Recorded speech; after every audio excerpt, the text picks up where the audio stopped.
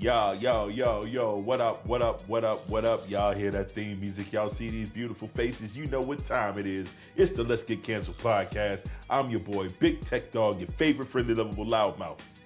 And I'm Tommy with an H. I'm the voice of the people. I speak for y'all. Hey, yo, cousin. What up, cousin? You ready? Absolutely, I'm ready.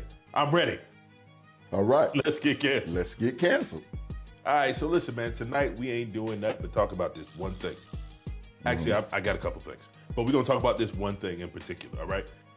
We got to talk about this whole debacle with Mr. Chow. And we're going to get into it a little bit deeper later on. But first things first, before we move any further, Big Cuz, man, how you feeling today? Man, I'm feeling really good. I finally bounced back from the weekend. It was a long weekend. We had a basketball game on Friday, had some people over. Saturday, had some people come over again. Sunday, had some more people come on over. So it's been a day of sobering up from the weekend. But we finally made it. We finally made it. We are here with the good coffees and the good vibes, and we are ready. Cuz, how you feeling? Man, I'm good. I feel good, bro. We had a busy weekend as well. I played for a benefit Saturday. Yeah, I saw you guys. Somebody did the live, so I got to see pieces of that while you're on the live. You were back there singing. What song were you singing? You never know. Probably We Want the Phone. Nah. It was another oldie. Was it one of the blues? It was a blues track. Oh, Thriller's Gone. Thriller's Gone. Yeah. Thriller's Gone back there. Yeah, killing that. That's how we do it. That's how we do it. But yeah, it was a good time. And then yesterday, day before yesterday, I got a chance to be on with our sisters. They were celebrating. Well. They're celebrating Black Music Month. Shout out to the Melanin Mindset. They're celebrating Black Music Month, so they brought on the band. United Groove was on there, and me and my boy Ashton were able to jump on and y'all were having a ball, so I got to give y'all 2 claps on that. You guys did a great job. Kept me entertained. Definitely kept me entertained. You know I had to jump in the comments section after Let's Get Canceled podcast, just because we had to let them know that we're supporting just like they support us. But also with you being on there, I got to interject a little bit of what we do here. I saw you when you first went on there. You were like, "Yeah, it's your boy Big Tech Dog." Then you had to break it down like, "No, I'm going back." like, no. This isn't the space for that. So you saved that for the Wednesday. So that's what's up. But man, how you feeling with the? Have you gone back to the Fight the Fat movement, man? Have you gone back to it? Have you looked back at that weigh-in that we did? Have I looked at it? Yes. I looked at it this morning when I stepped on the scale, and I realized that I've gained like significant amount of weight. And then, to be honest with you, looking at like my face, I was just like, okay, yeah, I'm filling out more, and I'm like, I got to get back on it.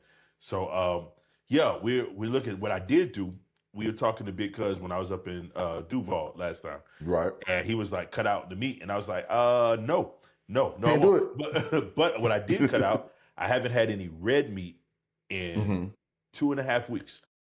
Oh, has it been that long? No. Since what's today? But you were here? Okay. It's been 10 days, not 2.5 weeks, 10 days. Week and a half. Still, that's a long time for I haven't had no red meat. It's been. You haven't gone and got you a burnt steak yet? Nope, not yet.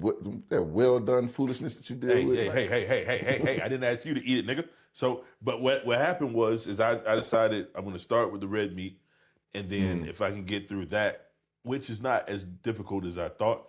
I had a pack of chicken. I had some grilled chicken, and I slow cooked it in the oven, so it was like a spoon fall apart like shred. Delicious. And my boy, shout out to Chef Moises. He has a line of seasonings that are low sodium, and they're geared more towards a healthier eating. So I used that, and it was delicious. I got to get you some so you can try it out. Yes, definitely have to get me on. You have to get me on that. So that's good. Yeah, I went back and looked at the video we did back in, when was that? November, when we did our initial weigh-in, and then I realized, like, from that video I actually gained weight. But I went back and looked the other day and it was like, okay, we went from that video was 227. I ultimately got up to 235. Stepped on the scale the other day and it was 206. And I was like, oh, we are almost there. We are almost there. Ooh.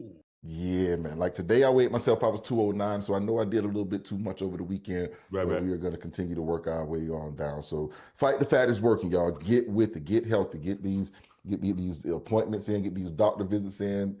A lot of your insurance companies will allow you to get a nutritionist or at least have a consult. Please do that because that was something that really helped out. And as far as just preparing your meals and portioning your meals properly is going to be a huge thing for you guys. So definitely get with the Fight the Fat campaign. Let's get moving, folks, because we got to be here for a long time. Wherever you work at, man, check your insurance policy because your policy, most of them or most jobs, because of they found out that it's more financially beneficial to the business if you're not sick as much. So they'll reimburse you for real. They'll reimburse you for those gym memberships. They'll reimburse you for those things that you're doing to focus on your health. So you might as well take advantage of them. Like, hey, if they paying, go ahead and run it. All right, take it. So indeed, I'm getting back on it. We're gonna go at it. But since we here, listen, y'all. We love y'all. Thank y'all so much for everything that y'all are doing. Thank y'all for rocking with us this long. We are coming up on the end of another season. Yeah, we are coming up on the end of another season, and me and Cuzzo been talking, and we got some great things and great ideas for next season in store for y'all. We're gonna take some time and get back in the lab, man, to make sure that we're giving y'all the best content possible. So, but make sure if you're watching this right now, go ahead and hit that like button, subscribe to our content. If you're on YouTube, hit that bell notification so you're notified every time we drop new content right here on the Let's Get Canceled podcast. Also, you're listening to us right now. You can find us anywhere that you listen to your audio podcast tomorrow. Tomorrow, just search wherever you find your the podcast. Search the Let's Get Canceled 1L, and you will find us. All right. Thank y'all so much. Make sure you look for this logo. You want to see that one, and that's where we at. All right. Appreciate y'all. Thank y'all so much. We love y'all. Yes, sir. All right, man. So, a couple things. Our main story. Excuse me. Our main story is about Mr. Chow, and that be this idiot right here. Right. This is Mr. Chow. I'm probably going to get myself in trouble with this one, y'all, because the man's name is Rick Chow. That is the most comically stereotypical Asian man's name. Like when you think of a corner store owned by an Asian person, you're going to say one of two names, either Chow or Lee. You know it. I know it. Let's not pretend today, all right? However, he is back on May 28th, 2023. A young man and a young black man. His name is Cyrus Carmack Belton. Cyrus goes to the store. Mr. Chow believes that he's stealing. Apparently, he is not stealing. He takes off running. Now, this is where the stories diverge. Mr. Chow says that he pointed a firearm at his son. Everybody else says that Cyrus was running and dropped his gun. Now, this is a 14-year-old boy in Columbia, South Carolina. We can argue whether or not he should have a gun, all this stuff. That's not the argument here. The argument is was he posing a threat to the life, safety, and well-being of others intentionally? That is the only way that you're able to discharge a firearm. Well, on June 1st, according to the jury, all-white jury, by the way, in Columbia, South Carolina, Mr. Chow is innocent. He is not responsible for that. This is where I get upset. First of all, I know you weren't familiar with this story. Right. And I was surprised that I was not, because usually I'm tapped into things like that. And for it to have happened 2 years ago, and I hadn't heard about it until there was a resolution. And then someone was saying, why aren't you guys speaking about this? And I had to go and look and was like, oh, wow. So what happened? And then once I finally got into a little bit of the research of it and found out the way the events went, the way that you say that there was the split in, whether he had a weapon pointing it at the son or whether he was fleeing and that sort of thing. That kind of took me down another rabbit hole of black males being pursued and killed and harassed and killed. And that kind of brought me into the Carmelo Anthony situation, which is still ongoing. And I know they had some, they're in deliberations. They should be now, if not done. But I know they were over the weekend, that sort of thing. But for this particular story, it was just odd that I hadn't heard about it and there was not more of an uproar at the time. And I don't know what I was going through at the time. It could have just been me. But again, I just was not familiar with it. But now it kind of, again, took me back to a day when California, Asian shoots black girl in the house over apple juice. Watch riots, baby. Yeah. There's a lot. And this is one thing that is driving me nuts right now is the fact that I feel like we are repeating pivotal moments in civil rights history on a bunch of different fronts, right? A lot of different fronts. And we're jumping, and the parallels are astonishing. The parallels between this particular thing, the difference between this is that I believe that in California, both the clerk and the person shot were female. This is the clerk and the person shot are male. I said female and male. I did that. Yeah, I was wondering if you were going to clear it. I was even. If you were going to clear it. I was even. Okay. So, and that, but the result is the same. And that's the thing that I was going to say. Are you surprised that with 30 years between the two incidents, that we're still getting the same results? And when you say these moments in civil rights history that we are reliving, this many years later, we're still getting the same results. So we have as much progress as we think we've made. The justice system shows us that we really have not. And I don't know if it's the fact that we haven't changed much or the people who are judging us have not changed much. But the one thing that I do feel comes from cases like this is that we need to stop saying, I don't want to be on jury duty. I'm going to find a reason not to be on jury duty. Because without us on jury duty, we don't get to have a say in the room when we are on trial for our lives or when people are being held accountable for our lives. So instead of saying, I don't want to get on jury duty, get in there and be an advocate for your people. Because if someone is in that room speaking up for us, maybe there's a different point of view that comes around as opposed to, well, that's just how they are. You can be as different. So that's something that I just want y'all to please black people, all of this, I don't want to get on jury duty. It's your civic duty for one. It's not that bad. I'm trying to get back on as many as I possibly can. My wife's been on like 6 of them. Like she's caught some murder cases and all. And man, it's a beautiful thing. I'm just trying to get back to one. So please, for us, we need to be an advocate in that room, especially when it's one of us on trial. So there's that. Absolutely right. What was it? Early. But you were grand jury for like 6 months? I was on the you get 6 months. And one thing that I found out in that, so when you're on a grand jury, I've never been on a trial jury. I've never been on a trial jury. I was on a grand jury, which are the people who look at all the evidence that the state has. They put it out in front of you. They tell you what they got, and you decide whether or not that should go to trial, whether you're going to indict that person. There was one particular murder case, and you only get a grand jury for like murder or extreme sexual assault, I think, on a minor in Florida. I could be wrong about the specifics of that. I know it's something to do with child molestation or sexual assault on a child. But one of the cases, and this is what I learned, they looked at us and they said, we got this, we've got them on video, they got them on this, and da-da-da-da-da-da-da-da. And I'm thinking, well, at the very least, it should go to trial so they can have a chance to prove the innocence or whatever. But then they showed the video. I said, wait a minute. You can't tell who's in this video. Like, you showed me a picture, and then you showed me this video. I can't tell that person, and it was, one of them was specifically a female. And they were like, you can tell. I'm like, I can't tell if that's a male or a female because you got it and you're looking at it from the back, and it's grainy. They're all in hoodies, and they're walking. They're like, well, one of them, they showed the shoes that this person had, and they're very distinct shoes. I'm like, all my kids got them shoes. What are you talking about? They're these slides, and they're like, oh, well, it's like, cut in half golf balls. I'm like, every kid I know has those shoes, those slides.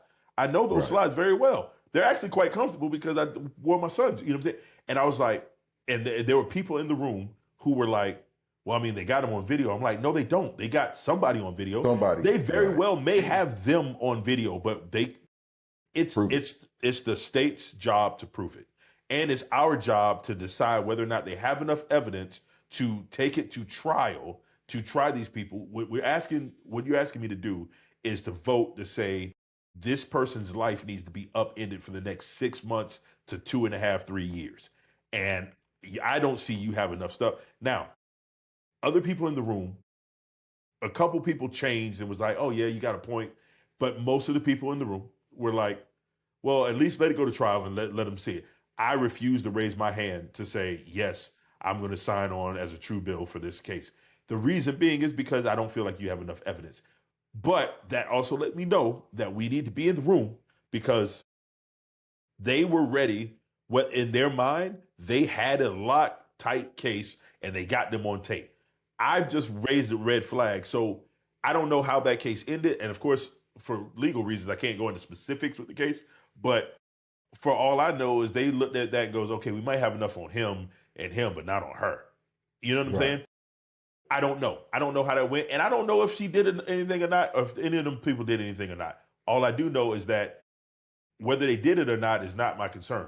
Whether the state has proven their case is what we're here to decide. Or whether the state has enough evidence to convict. Because there's no use in wasting the taxpayer dollars on a case that you can't prove.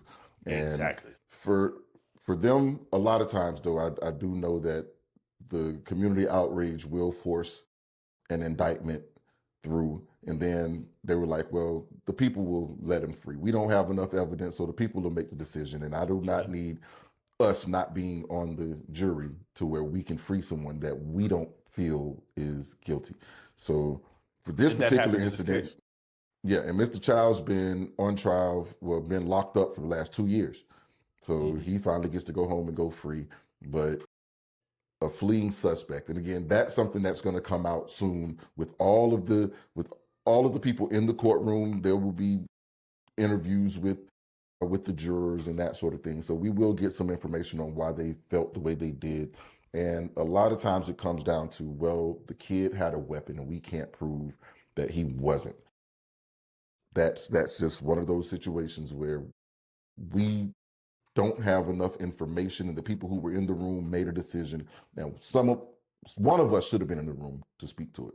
And the fact that we find every reason not to get on the jury panel, every reason to duck and dodge those summonses, I just feel like we need to do a better job of being advocates for one another in those rooms, and not even just for one another, but for right and wrong. Because I don't care white or black. I don't really care about that part of it, like to the core of it. I think right and wrong is different, but also when it is someone that looks like us, we need someone in the room who can speak for us as well. Imagine being that parent, bro, walking in the courtroom and they've chosen the jury, and you look over there and not one of those jurors look like you or your deceased son. Right. You know what I'm saying? And then, but see, and this is where we're gonna get to this part of the conversation. Asian people, and let me be specific with Asian people. We're talking Chinese, Vietnamese, Japanese, those specific Asian people, Thai, sometimes Korean, those specific, they lean more to assimilate, to present themselves as white more, and they benefit from that more. So if you have a black kid, if I can make your black kid look like a monster, and then I've got this small little old Asian lady or small little old Asian man, it looks like the big bad black wolf is beat up on the little old white lady. Right. You know what I'm saying? And like that's how the visuals of it is. So now of course, some black people started saying we need to boycott Asian businesses. They immediately jumped to boycott Asian businesses. And I need to ask, was it something that black people jumped to first, or did someone say something to spark this whole thing? Because that's something that you brought to me also that I had not seen. And I think I've been trying to avoid social media for a while, and then you just will not. You're just gonna keep reeling me back to it. One reel at a time, actually. Yep. One reel at a time. Literally. I'm gonna show you something, and you y'all just watch. Let me watch. Yeah, nigga. Right. I said I wasn't gonna say that this whole. Listen. Now, full transparency. I did some research. I tried to find this person. I have not been able to find out this person's name or seen anything else from this person anywhere online. I searched, and what they said, I Googled it, and they gave me a name, and it wasn't him. It was a person who was talking about him. Talking about him, right? Right. And it's like, okay, so do I know for sure that this particular video is real? I do not. What I do know for sure is that there have been multiple other videos from other Asian people who have said expressed the same sentiment, right? Okay, so they're echoing this. This is something that they believe that we need them more than they need us. At least those people who are saying that, yes.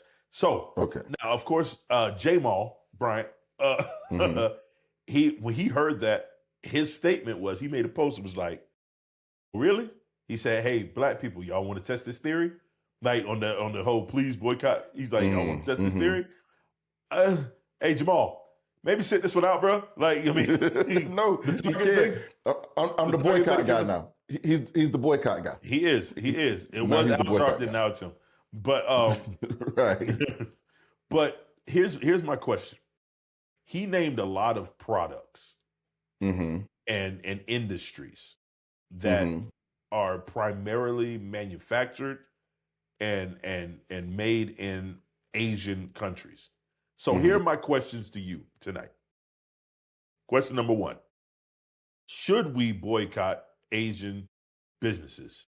Question number 2, if so, what does that boycott look like? And I'm going to answer question number 2 first. What it would look like. The boycott of the Asian community that would be, to me, that I feel would be most effective would be those Asians in our communities who are the pop up on you, like you were saying before the episode, pop up on you while you're at the store, just the hurry up and buy type, the follow you around the store, the disrespect you while you're at the counter, the ones who come into our communities, provide these basic low quality goods. They're necessary, but these would be the ones that we would have to boycott. And should we boycott them? That's a tougher question, because a lot of the times in these same low quality locations, they are the only outlet for some of our folks. In these food deserts, they have that corner store that's going to provide you with the bread and the cheese and the milk. Now, they're going to make sure, well, not make sure, but there will be outdated bread in there. There's going to be all the things in there will not be fresh. But again, it is a location that's all you have in some neighborhoods. So boycotting them would put a bit of a stress on the Black community. However, maybe if we boycotted them, not even just for the racial things, but just because you are providing us with goods that aren't good for us. So until you start to give us things that are good for us, we'll go elsewhere. Maybe that would be a more effective boycott, as opposed to we're just trying to hurt your pockets. No, we're not just trying to hurt your pockets. We're trying to better our community. So in that instance, I say, yes, we do need to boycott them until we are better served by those who we are patronizing. Because it seems to me that our only true interactions with them, with the majority of them, is commerce. That is the only time that they truly come to us, is to sell us something. They're not coming to assist us with much else, but they come to us for the commerce portion of their lives and their livelihoods. And like he says, you've got the Chinatowns, you've got the hair stores, you've got the manicures and pedicures, you got anything that they come into our neighborhood for is to take money out of. They provide a service, but we can provide these services as well. We have just as many people in school for this, but they come over and they may undercut a price. So now you're going to get it for cheaper and that sort of thing. Quality may not be as good, but it's going to be cheaper, it's going to be faster. So you will go to them as opposed to going to someone else. So maybe we do need to boycott them only to a point of providing us with a better quality than necessarily because we don't like you. No, What's the end goal? End goal is to get better services and better quality for those that they're having to serve, that they're deciding to serve, because they don't have to serve us. They can go anywhere and open these stores up, but they do it in our communities because we don't have anything else. So the end goal would be to ensure that you're not just getting a cheap, fast service, but you're getting something quality that's going to benefit you in the long run. Making sure that we get fresh food in these food deserts from these people. If you're going to be here and get some money from me, you got to make sure that it's something that's going to benefit me in the long run and not just kill me. The liquor store that he speaks of. I don't think I agree. And the reason I don't agree is because now that sounds a lot like forcing health and life choices on Black folks. And I don't agree with that. And the reason being is because it's like your take on it is, and I may agree with your take, where we need to do better. We talk about the fight the fat. We need to do better with the things that we take into our bodies and the products that we use. Is it healthy? Is it beneficial? And that type of thing. But I also believe that it's everybody's choice to do whatever. So if the crux of the boycott is because they sell us crap food, then I'm not with it. Because and everybody's got a choice. McDonald's sells you crap food. Arby's, Burger King sells you crap food, and we're not talking about boycotting them. We're talking about boycotting Asian people, and the crux of it, and the linchpin is because of this particular outcome, and not only this particular outcome, there has been a history of maltreatment towards Black people from the Asian community in general. When it comes to commerce, right? So I agree with that part. So if we're going to talk about, hey, listen, we're going to boycott Asian stores and Asian businesses because they treat us bad in the store. Oh, well, if that's the case, then I got a list of places. You know what I'm saying? Because I've been. But go ahead. No, I've been this size since I was like 16 years old. So everywhere I go, whether it's white people, Asian people, some Black people behind the counter, I'm getting looked at a certain way. I used to do a group with the kids at the behavioral hospital and tell them, like, look, turn the TV on tonight. Before, instead of y'all watching this show or that show, I want you to watch the news. And let's see how many times they describe me on the news. You know what I mean? 5'8" to 6'4", bald Black man with facial hair between 230 and 300 pounds. I've been on the news a million times. You understand what I'm saying? So I can't rock with that. But what I can say, and then I'll let you go ahead and say what you're saying. What I can say is that in general, stores like those little corner stores, and from my understanding, I don't live in New York, but up north they tell me like the bodegas, most of those bodegas, they say bodega, but they're owned by that Asian man behind the counter. You know what I'm saying? And so there's a history of our maltreatment that way. But there's also a history of us not wanting to support the Black store that's right next door because the Black store can't afford to sell the chips at $1. He got to sell them for $1.50. And that's because that comes down to supply and demand. That comes down to commerce. Can you buy enough in bulk up front to be able to keep the prices low? But go ahead. Yeah. And I think a lot of that, even when it goes into the store next door, this store next door has got the bread that's $1.50, but that bread was a week old as opposed to the one that's $1 that's been sitting there for 2 weeks that they had in the freezer and just pulled out today. So it's not necessarily always supply and demand. Sometimes it's just that we've got a whole bunch of crap sitting back here that we're going to be able to sell you for a lower price because it's not worth what you're trying to get it for. And even in these situations where you're saying you're not forced to buy these things, a lot of times in these food desert locations, they are the only resource. They are the only people that are close by, and they're the only ones there. And what they're selling you is crap. So if we boycott them, we do have to find a way to supplement what they bring in. But the same way we had to do with the bus boycott, we've got to come together and say, hey, we're going to get these buses and we're going to start bringing food over here that you guys can attempt this boycott here until they provide you with better goods. You have to hurt their pockets until they show you that you can do better. But that to me is not necessarily a choice. It's a decision for sure, but you don't have any other choice in the matter. So I made the decision to go ahead and bite the bullet and get that 2-week-old baloney out of here. I know we got to finish it today because there's nothing else I can get to that's going to feed my family. But he's there. And like you speak on in these places where they've got the bodegas and then the Aki shops, as they say, like, a lot of times, like even here, the liquor stores down here in Florida, well, we're in my part of Florida, even back home, they were owned by the Arabian guys or Indian guys. Like it wasn't a lot of the Asian folks that did that in my neighborhoods.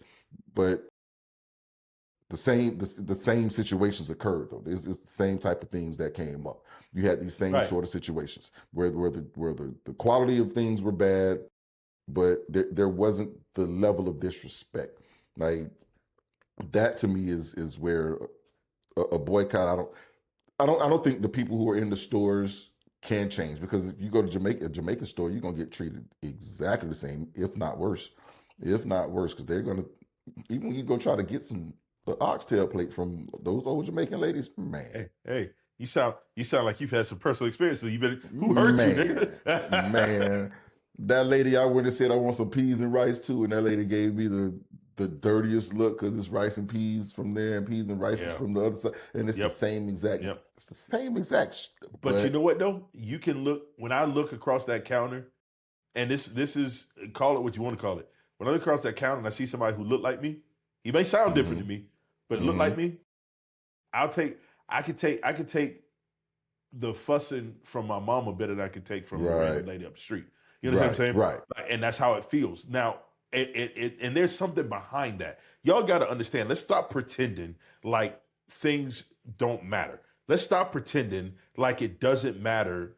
You can't feel the difference even if two people say the same thing, you feel a difference in the way they say it or what they say or what the intent behind that is. Because of a shared experience. But some folks, it's just a shared experience. So you understand what you're saying to me. You're saying it to be an asshole. You're saying it to me because you feel like I should understand. And there is a bit of a difference. You can say the same things, but you feel like you should know better than to do this. You're just being a jerk. And you know what? That is a perfect way to put that. You know exactly. When your auntie tell you go sit down somewhere, get away from that counter, it's because I don't want you here. You know better. You should be over there. You know what you're supposed to do. If some rando comes up and says, get away from there, get up, it's just something on that. Like, wait. You can't do that. You go talk to my auntie and my auntie can tell me. You know what I'm saying? Right. Because why are you saying? You're not saying it because I should know better. You're saying it because you don't want me there. Auntie don't want me there either, but she knows that I know why I shouldn't be there. You're just telling me that because you don't want me there. And there again, it's that shared experience that we have, that we will allow certain things to happen from people who look like us, because again, we have that shared experience and they understand. In most cases, they're trying to keep us from some sort of hurt, or because they just know you should have known better. But when it's other people, it is an offense to them that we're there. And you need to leave because I don't want you here for whatever reason. Now, let me ask you this. Do you think when you say boycott Asian businesses, and I like the fact that you specified it to particular businesses in particular areas because of what we've had to endure with those markets, right? Right. But in general, I feel like there is no spearhead. There is no leader anymore. And we were talking about this before the show. There are no 1964, the 1964 Civil Rights Act. We had Martin, we got Malcolm out there, and it's crazy. But that was the last time I feel like we had real leadership. We had two sides of the same coin. And if my guys are watching from the band, we talked about this before, where it was like, I can argue with you as long as I know we trying to get to the same location. If me and Right. you, if you here and I'm here and we both trying to get back to Jacksonville and you say we ought to take I-4 through Daytona and I say, no, we need to get on the turnpike and hit 75 or whatever it is, 95. Right. It's like we're arguing about what's the best way to get to the same destination. That's an easy argument. That's a productive argument. And it's something that as long as we're both trying to get to the same place, no matter which way we go, one may be easier, one may be more difficult, but we're still going to arrive at the same location. And I feel like that's where Martin and Malcolm were when it comes to liberation and equality and freedom for Black people. Since Martin and Malcolm been gone, I don't feel like we've had a specific Black leader. I got to give Farrakhan his due. I got to give Jesse his due. I even got to give Al Sharpton his due. But one unified voice for a group, we haven't had one. And I gave you this example before. Yo, what up, man? It's your boy Big Tech Dog, your favorite friendly, lovable loudmouth. Listen, like, comment, share, subscribe. Hit the bell notification so you're notified every time we go live with new content, all right? Thank y'all. Love y'all. Peace. So talk about the 94 crime bill, right? The 94 crime bill, people forget. We took shots at Joe Biden. We took shots at all these people. That was spearheaded by Black people. Championing that crime bill because we had Black grandmothers scared in the streets. We make mistakes. Their heart was in the place to say, hey, we need stricter, stronger law enforcement. But what we messed up at was we trusted a judicial system that has repeatedly and consistently let us down as a people. So I don't know why anybody assumed that this little Asian man was going to go to jail. I don't know why anybody assumed that those police officers were going to go to jail for killing Rodney King. I don't know why anybody assumed any of this stuff for any of these high-profile cases, because America has shown us over and over and over again, they don't care who else is out there and against us. As long as they're against us, they're okay. So, hey, Asian man, if you're against those Black folks, you're okay. Hey, Icelandic man, European man, Australian man, Japanese man, Russian man, Canadian man, Mexican man. I don't know, Mexicans, y'all might be, we might be on the playing field. But there's a lot of different places that can come here and get a better shake and a more fair shake than us, because I personally feel like America is still trying to prove the point that, hey, look, slavery was bad, okay, fine, but you look at them now. Look at the way they live now. Look at how they act. Look at how, and they have to produce and have to push that narrative, or else they look really bad. And I'm here to say you are bad. I'm sorry, you are. But we still have that feeling of, look at them. They came over here with nothing, and look at how they have come together, and look what they built. They came into your community because you couldn't open the store. So they came and opened the store and gave you this. And just like Buddy said, hey, if you guys boycott us, you're going to lose out on this. And he looks at all of those things that they place into our communities, and we don't have our own there. So it will be a detriment to us at some cost, but I do feel like it will impact them as well. And here's the thing. When they get into any trouble with us, they get sent back home. We don't have a home to go back to. You can't deport us. You can't send us back anywhere, because you cannot return stolen goods. So America cannot send us back anywhere. If they get tired of being here, they get to go back home. They don't have to sit here and deal with America the way that we do. They come here by choice. So if things don't go well for them, they get to go back home. When we try and fail, we have to fail here.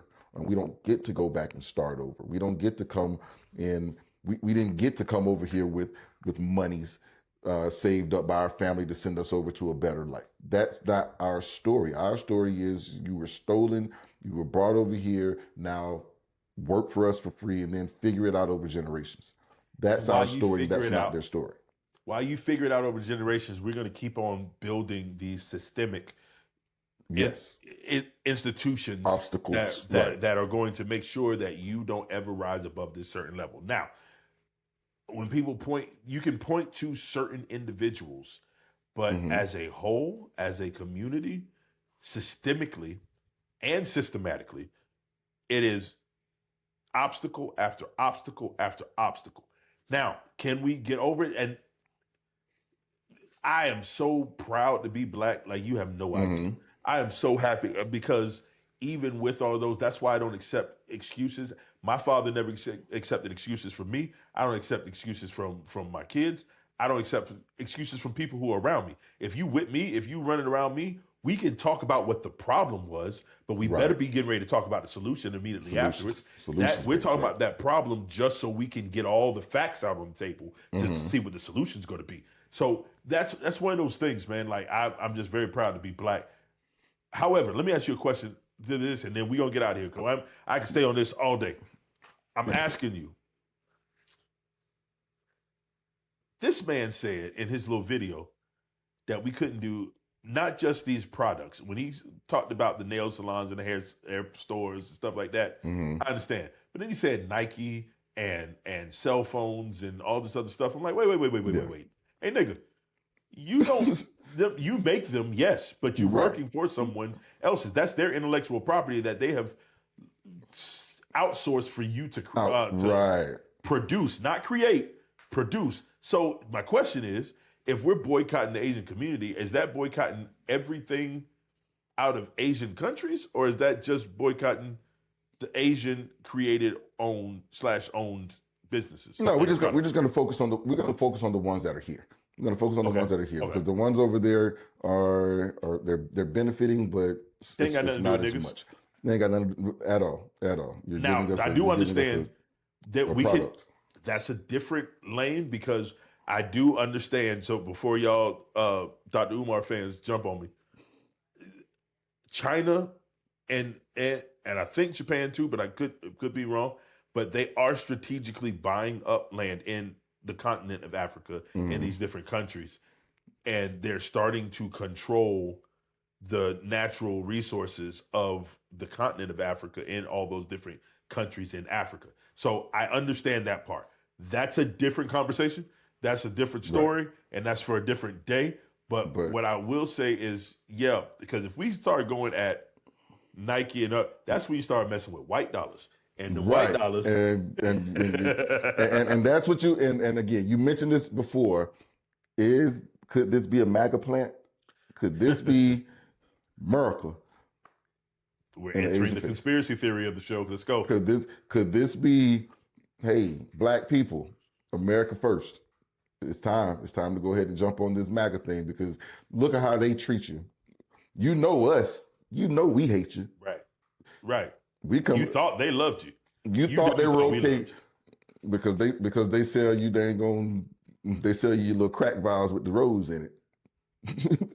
we told you we hated you. They're showing you they hate you. So hey, if you guys boycott them, we can bring these jobs back to America. Make America great first. Again. So are we? So are we being controlled to support MAGA? Is that what's happening here? Hey, one way or another, y'all gonna be Republicans with me, so join the party. Not I, said the fly. But listen, man, I don't know. Y'all tell me, man. I don't know what to think about this. I agree 100% with Tommy with the H that we can do better by providing for each other. That is not up for debate. That is not a question. I believe that Black-owned corner stores are better than these these stores run by Asians. I fully believe that. Also, though, on the flip side, I'm not willing to throw away a whole group of people because one jackass jumped online and said something stupid. Do it. But Black people, I will say this for us. We can learn from these other communities when they come to our country. Yep. Here's the thing. You get all of these immigrant groups that come in and pool their resources. We are so individual in our community. Like I've watched guys from South America come here and live four in a 1-bedroom apartment for a year. One of them breaks out, he moves in, moves his family here. Now there's only 3 of them there, and they do this over time. And then within 5 years, everyone has their own place, their own families there, and they're on solid footing. What we do is as soon as we turn 18, 19 years old, we want to leave our parents' houses and go be on our own. And then we struggle and we stay with nothing because we don't have an opportunity to build anything. So if we can learn, hey, parents, don't tell your kids at 18 years old, you got to get out of my house. No, let them stay there and build something. Wait a minute. Let them build something. What? I'm talking to y'all, right? Let them stay and build something. Man, you look at these Asian families. There's one in my neighborhood here, and they have been like pops is living there, brothers living there, so like they are living there, and everything is working out, and the load is lighter for everyone. And when you talk to them about it and you ask them why, they were like, man, because I'm able to save. I'm making sure that my parent is taken care of. I'm able to save up some money for me and my family so we're able to leave and we can move somebody else in here to care for. And it's just something that we in our community just do not do. We do like to leave Unc in the back room once he have a stroke or have that. Like we'll put him in the back room instead of putting him in the home. But it's not the family home any longer. It's not the family home. And a lot of times we lose a lot because we want to be individuals. We tell our children you have to go out there and experience life on your own. Just don't be as strict on them and let them stay at your house and build some bread up. That's one thing I learned from other communities is that being a part of a family group, there's not necessarily this dynamic of mine. It's ours. And I do want Black folks to learn that piece as well. I'm not going down that road with you because I agree. Not today. We're gonna do it. But that is what it is. But I'll tell you this much: against anybody else, I'm Black first. I'm sorry. That's how we do this. Hey.